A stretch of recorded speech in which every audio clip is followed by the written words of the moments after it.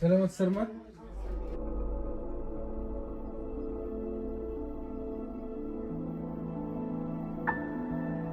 Mene, көрдің ба? Мene.